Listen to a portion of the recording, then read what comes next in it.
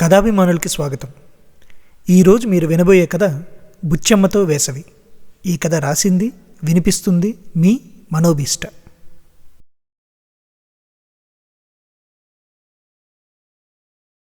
అమ్మమ్మ అమ్మమ్మ, ఓయ్ లే అమ్మమ్మ. ఏంట్రా పిచ్చుకులు వీటి దుంపతేగా మళ్ళీ వచ్చాయా? అబ్బబ్బబ్బా, ఆ క్యాటాపుల్టిటీ. నిన్న సాయంత్రం తను తయారు చేసిన క్యాటాపుల్ట్ని గర్వంగా అందించాడు కిట్టు. దాన్ని గాంధీవంలా చేతపట్టుకుని అందులో ఒక చిన్న గులకరాయి పెట్టి రబ్బర్ని వెనక్కి లాగి విసిరింది బుచ్చమ్మ. ఆరుబయట ఆరబెట్టిన బియ్యాన్ని ఆరగించేలోపు సూటిగా వచ్చిన రాయి కన్నును తాకబోయింది. త్రుట్లో తప్పించుకొని పిచుక ఎగిరిపోయింది. దాని సహచరులు కొన్ని దాంతోపాటే ఎగిరిపోయాయి. మరికొన్ని ఆకతాయిలు రెక్కల గాలితో బియ్యాన్ని చెల్లాచెదురు చేస్తే మిగిలిన కొన్ని దూరంగా పడ్డ గింజల్ని ముక్కుతో పట్టుకుని తుర్రుమన్నాయి.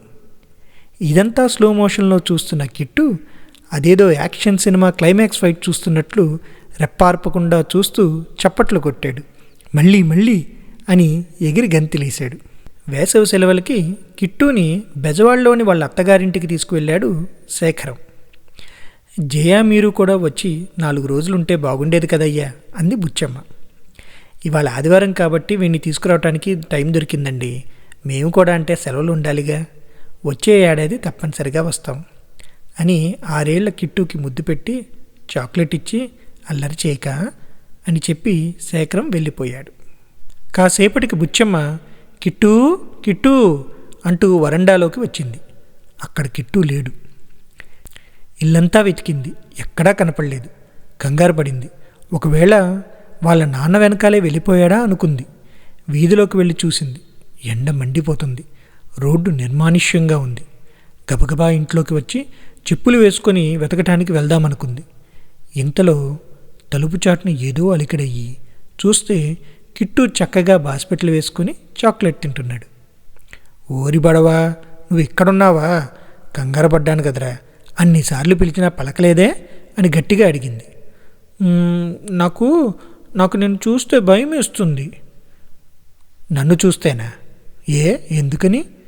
నువ్వు చాలా పెద్దగా ఉన్నావు, గట్టిగా అరుస్తున్నావు, అమ్మ చూపించిన ఫోటోలో చిన్నగా ఉంటావు అన్నాడు.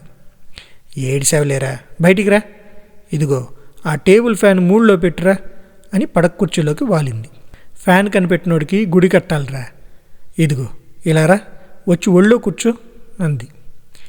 ఏదో పర్వతం ఎక్కినట్టు బుచ్చమ్మ తొడల మీద బరువు పెట్టి హుప్ అని పైకెక్కాడు.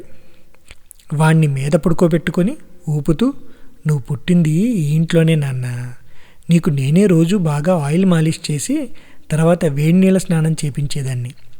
పఫ్ఫుతో పౌడర్ వంటి నిండా అద్ది తర్వాత ఒక గుడ్డలో చుట్టి ఉయ్యాల్లో వేస్తే కదలకుండా పడుకునేవాడివి అంది వాడి ఉంగరాల జుట్టుని వేలుతో చుడుతూ.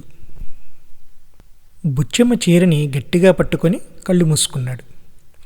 మళ్ళీ కళ్ళు తెరిచి, నీకు అమ్మలాంటి చీర లేదా అని అడిగాడు. మా అమ్మ చీర మెత్తగా ఉంటుంది. నేను మీ అమ్మలా ఫ్యాన్సీ చీరలు కట్టనురా, అన్నీ గంజి పెట్టిన కాటన్ చీరలే కడతా అంది నవ్వుకుంటూ. అన్నం తినేసి కాసేపు కబుర్లు చెప్పుకొని పడుకుండిపోయారు ఇద్దరు.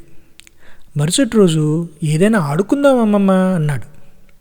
సరే అని అష్టాచెమ్మ ఎలా ఆడాలో నేర్పిద్దాం అనుకుంది.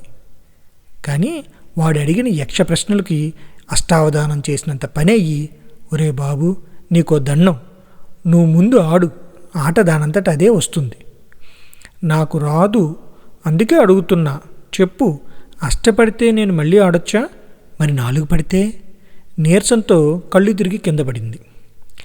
ఇంతలో బయట ఎవరో అబ్బాయి ఏదో అరుచుకుంటూ వెళ్ళాడు. ఒరే నాన్న, తాటి ముంజలు తింటావారా అంది.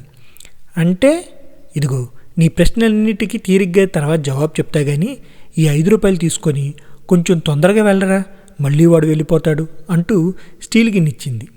కిట్టు వేగంగా వెళ్ళి అంతే వేగంగా స్టీల్ గిన్నె నిండా ముంజలు వేసుకొని వచ్చాడు. మా నాయనే, ఎప్పుడు పిలిచినా వాడికి వినపడదు, ఇదిగో ఫ్రిడ్జ్లో నుంచి తీసినట్లు ఉంటుంది, చూస్తావా అని తొక్కవలిచి ఒక లేత ముంజుని నోట్లో వేసింది. అలా కరిగిపోయింది. కళ్ళు పెద్దవి చేసి బాగుంది అన్నట్టు చూశాడు.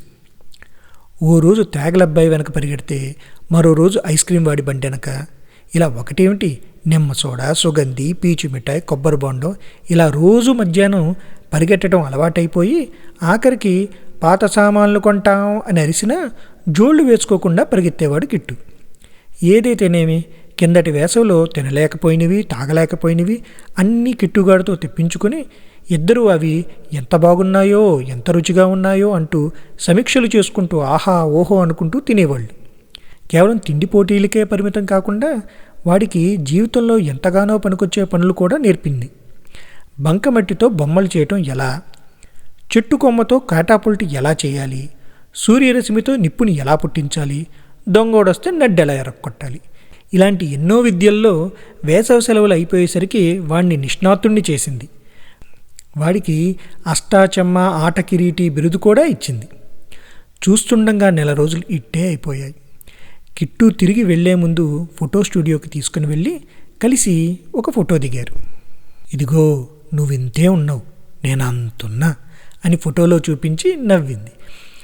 వీడికోళ్ళు ఎప్పుడూ భారంగానే ఉంటాయి, కానీ మళ్ళీ కలుస్తామని ఒప్పందం కుదుర్చుకొని సాగనంపింది.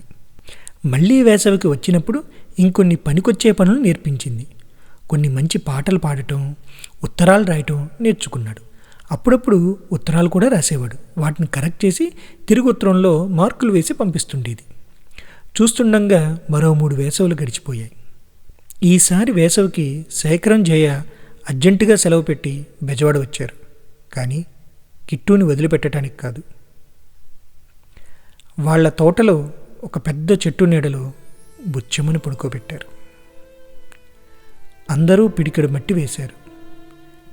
కిట్టు పిడికెలు తెరవలేదు, మట్టి వెయ్యలేదు. ఓపికన్నంత వరకు అమ్మని తలుచుకొని జయ ఏడ్చింది. కిట్టు ఒక్క చుక్క కూడా రాల్చలేదు. కాసేపటికి అందరూ తలో చెట్టు కింద కుర్చీలు తెప్పించుకొని కూర్చున్నారు. తోటలో ఓ మూల వచ్చిన వాళ్ల కోసం వంటవాళ్లు వండుతున్నారు. కిట్టు చేతిలో ఉన్న మట్టిని కింద పడేసి రుమాల్తో దులుపుకున్నాడు. ఏదో చేత్తో పట్టుకొని పరిగెత్తుకుంటూ ఆ స్థలానికి మళ్ళీ వచ్చాడు. గుప్పెడు బియ్యం సమాధి మీద జల్లి ఎదురు చూశాడు. ఓ 2 పిచ్చుకలు వచ్చి వాలాయి. అప్పుడు నెమ్మదిగా అమ్మమ్మ పిచ్చుకలు పిచ్చుకలు అని అన్నాడు. ఈసారి బుచ్చమ్మ లేవలేదు, కేటపుల్ట్ అడగలేదు.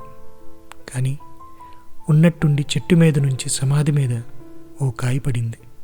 పిచ్చుకలు ఎగిరిపోయాయి. కిట్టు కళ్ళ నిండా నీళ్లతో ఆ చెట్టుని చూశాడు.